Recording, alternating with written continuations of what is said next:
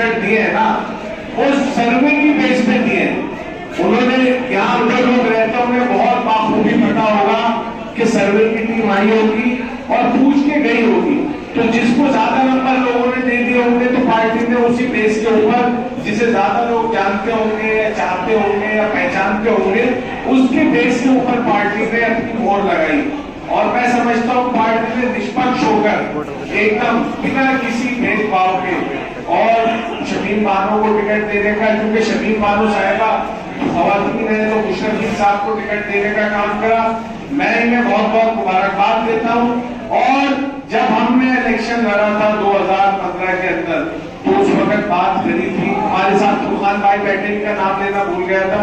फुरकान भाई ने अभी 2 दिन पहले ही ज्वाइन करी आम आदमी पार्टी माशाल्लाह। और गुड्डू भाई खड़े, मैं समझता हूँ गुड्डू भाई की जो मैं वो करता हूँ ना, तो मैं ये मानता हूँ गुड्डू भाई हमारे सुपरस्टार हैं माशाल्लाह।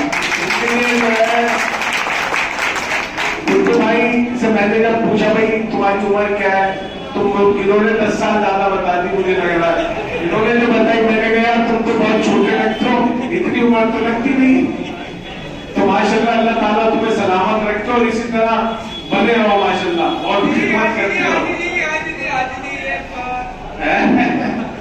तो मैं ये कहना चाहता हूँ, अनस साहब पीछे आ गए माशाल्लाह खड़े, तो मैं ये कहना चाहता हूँ कि आम आदमी पार्टी का जो इलेक्शन है, पहले दिल्ली में 3 नगर निगम थे, एमसीडियां थी 3, नॉर्थ, ईस्ट और साउथ। अब तीनों एमसीडियां एक हो गई है माशाल्लाह। और पहले 272 वार्ड थे, अब 250 वार्ड हो गए। जैसे पहले अगर सेनेटर का हाउस का भी मसला होता था, तुम्हारा मंडी का मसला होता था, तो ये होता था भाई ये तो नॉर्थ दिल्ली है, वो ईस्ट दिल्ली है। लेकिन अब मैं ये समझता हूँ कि 250 वार्ड होने से अब अगर मुशर्रफीन भाई इंशाल्लाह यहाँ से कामयाब होंगे तो पूरी दिल्ली में एक ही एमसीडी है। आपके सारे जो एमसीडी से जुड़े मसले हैं इंशाल्लाह मैं समझता हूँ वो आपके हल कराने में सक्षम रहेंगे इंशाल्लाह। और पहले दिल्ली सरकार के अंदर आम आदमी पार्टी की सरकार थी और पिछले 15 साल से एमसीडी के अंदर जो हुकूमत है वो बीजेपी की हुकूमत है, आप सब लोग जानते हो। और एमसीडी की हुकूमत होने की वजह से आपने यहाँ से शाहिद कुरैशी साहिबा को जितवा तो दिया, लेकिन अभी सदर साहब ने भी थोड़ी सी शिकायत रखी। और मैं समझता हूँ जो आदमी शिकायत रखता है वो अपना होता है, और शिकायत रखते अगर हमसे नहीं करी जाएगी शिकायत फिर किससे करी जाएगी। और हमारा फर्ज बनता है कि जब आप लोगों ने हमें चुन के भेजा है तो हमारा फर्ज है कि आप लोगों की खिदमत करें। हो सकता है कहीं कोताही रह गई हो, कोई कमी रह गई हो, तो मैं ये भी कहना चाहूंगा इंशाल्लाह उसे आगे पूरा करेंगे। और क्योंकि 15 साल से एमसीडी के अंदर बीजेपी की सरकार है, इसलिए मैं ये मानता हूँ कि काम नहीं हो पाए दूसरी पार्टी के लोगों के। अगर हमारी यहाँ से पार्षद शाहिद कुरैशी जी भी जीती नहीं थी, क्योंकि वो बहुमत में तो थी नहीं, क्योंकि एमसीडी में तो भाजपा की सरकार थी। लेकिन इस वक्त केजरीवाल जी की कोई कहता लहर है, मैं कहता हूँ सुनामी है, एमसीडी के अंदर सुनामी है। 250 में से 230 सीटों का सर्वे अभी आया है कि आम आदमी पार्टी की दिल्ली में आएगी। और मैं समझता हूँ जिस हिसाब से लोगों ने प्रचार शुरू करा है और घर घर जाकर लोगों को समझाना शुरू करा है, मैं समझता हूँ जिस तरीके से दिल्ली में पहली बार तो 70 में से 67 सीटें आम आदमी पार्टी की आई थी और दूसरी बार 70 में से 62 सीटें आई, उसी तरह लोगों ने अपना मन बना लिया है कि दिल्ली में एमसीडी में इस बार केजरीवाल जी को लाना है। और 250 में से इंशाल्लाह वो दिन दूर नहीं है, 4 तारीख को इलेक्शन है, ये भी हो सकता है 250 में से 250 ही सीटें आप लोग लेके भेज दो। और इसके बाद आपको ये भी कहना पड़ेगा कि इमरान हुसैन के पास जाना है, भाई हमारी मंडी का काम है वहां जाना। उसके बाद तो जब ये टेलीफोन करेंगे ना कमिश्नर को, जब इनकी सरकार होगी तो कमिश्नर उठ के यही आ जाएगा नवाब साहब को, क्योंकि जिसकी सरकार होती है उसकी चलती है।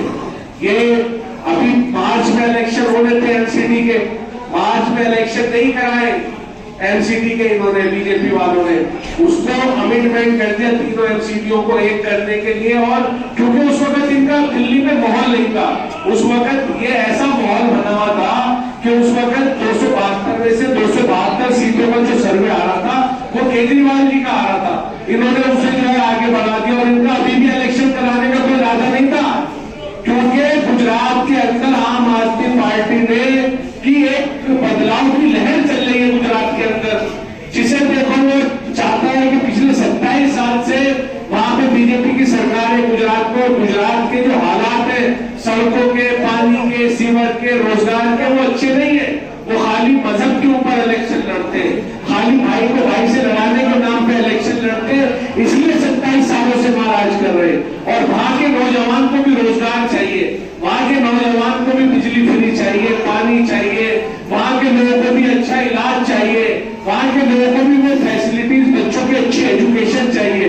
तो वहां के लोग भी बदलाव चाहते हैं। तो उसी कड़ी के अंदर ये घबरा गया और उन्होंने कहा किसी तरीके से केजरीवाल जी को जो है उलझा दो, इन्हें दिल्ली में एमसीडी चुनाव करा दो ताकि ये लोग वहां कम जाए और अपना यहाँ उलझ जाए। तो उसी दौरान यहाँ दिल्ली के अंदर इन्होंने इलेक्शन की तारीखें ऐलान करा दी इलेक्शन कमीशन से बात करके। लेकिन चाहे कुछ भी कर लो, मैं ये समझता हूँ दिल्ली के लोग मन बना चुके।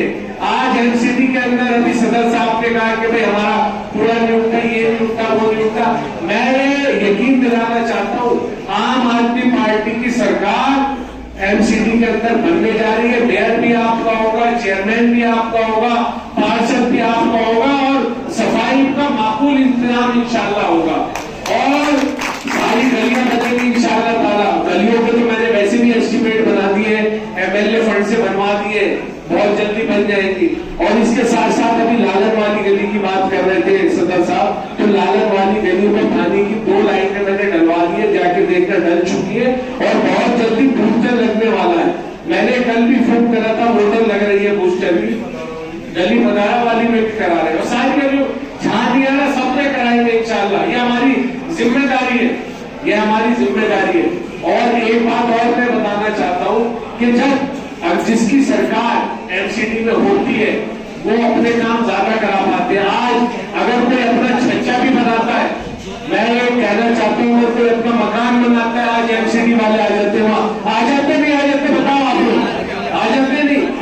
सबसे पहले एमसीडी के अंदर आपकी सरकार इंशाल्लाह बनेगी, सबसे पहले करप्शन को खत्म करेंगे, इसे लीगलाइज वे में करेंगे। अगर कोई आदमी अपना मकान बना रहा है तो वहां गली छोटी मस्जिद में बोरिंग मैंने करा रखी है, यहाँ बैठे उसको पहले पानी साफ हो गया, वो भी करवाएंगे इंशाल्लाह, वो भी करवाएंगे इंशाल्लाह। गली छोटी मस्जिद में भी कराएंगे और सब मस्जिदों में कराएंगे इंशाल्लाह। और दूसरी बात मैं बता रहा था कि जब आपकी सरकार बनेगी इंशाल्लाह एमसीडी के अंदर, वो बन रही है इंशाल्लाह, तो सबसे पहले सबसे ज्यादा वो दिक्कत है लोगों को।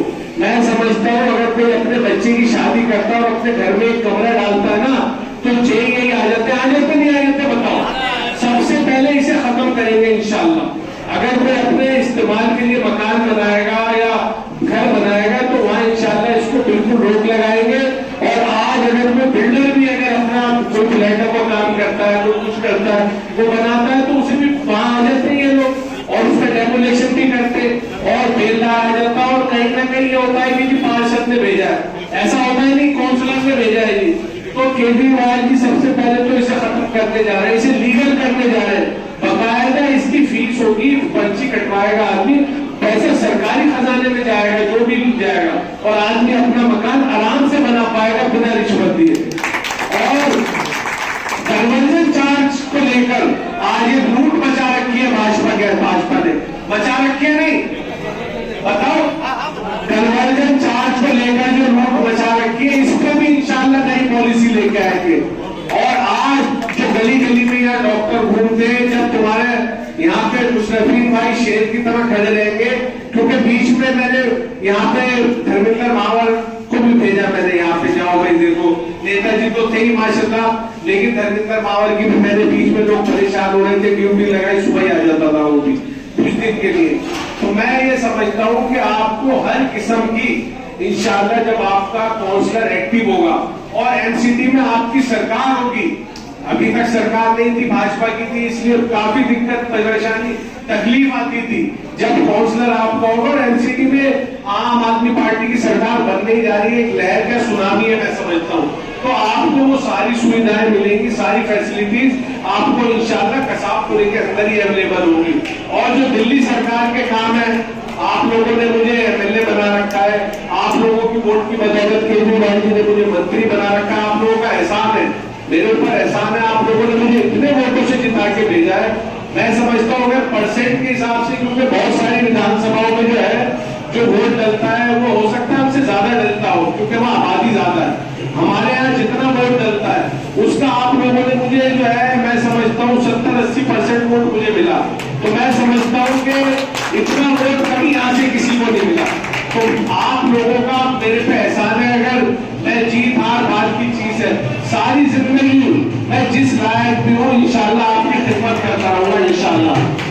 और हो सकता है मुझसे कोई नाराज भी हो तो मैं उससे भी माफी चाहता हूँ कि भाई हो सकता है मेरी कोई बात बुरी लग गई हो, लेकिन मैं कोशिश करता हूँ कि कोई मेरे पास आए तो मैं उसका काम करूँ।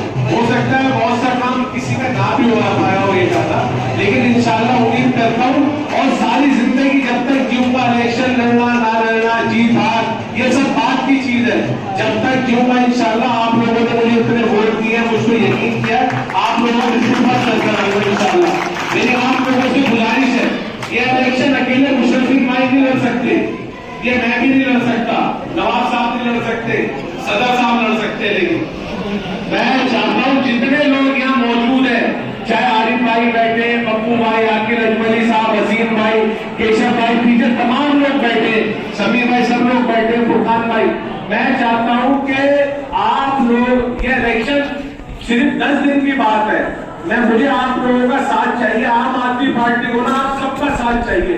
आपके जितने रिश्तेदार हैं, जितने दोस्त हैं, कसाबपुरे में नहीं पूरी दिल्ली में जहां भी आपका कारोबार है, जो कुछ भी है, मैं चाहता हूँ आप लोग कम से कम जिससे भी मिले दिन के अंदर उससे ये जरूर कहें कि अगर कोई भाई हमारा कांग्रेस को या भाजपा को वोट दे रहा हो, उसे समझा दें कि इस बार वोट सिर्फ केजरीवाल जी को ही देना है और इतनी अक्सीरियत से देना है इंशाल्लाह, इतनी अक्सीरियत से देना है कि सारी पार्टियों की इंशाल्लाह जमानत जब्त करनी है।